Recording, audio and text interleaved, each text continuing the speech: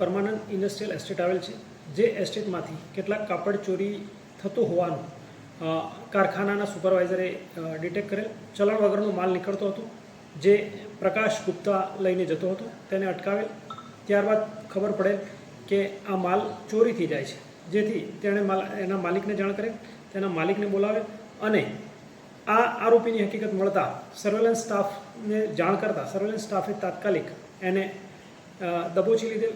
ત્યારબાદ ઘનિષ્ઠ પૂછપરછ કરતાં સામે આવેલ કે તે 2-2.5 વર્ષથી આ રીતે નાનો છૂટક ચોરી કરતો હોવાનું કબૂલેલ છે.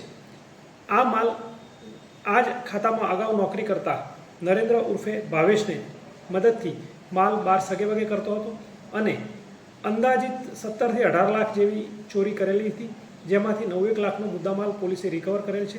કાયદેસરની કાર્યવાહી કરેલ છે અને હાલ આરોપી રિમાન્ડ પર છે. સર, જે મુખ્ય આરોપી જે છે ગુપ્તા, ત્યાં શું નોકરી કરતો હતો? જી, ગુપ્તા છે મુખ્યત્વે રિક્ષા ડ્રાઈવર તરીકે, ટેમ્પો ડિલિવરી બોય તરીકે કામ કરતો હતો.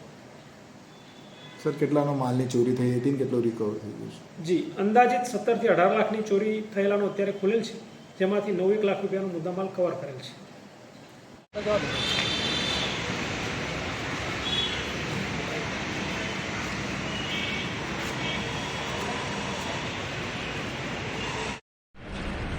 जी सर,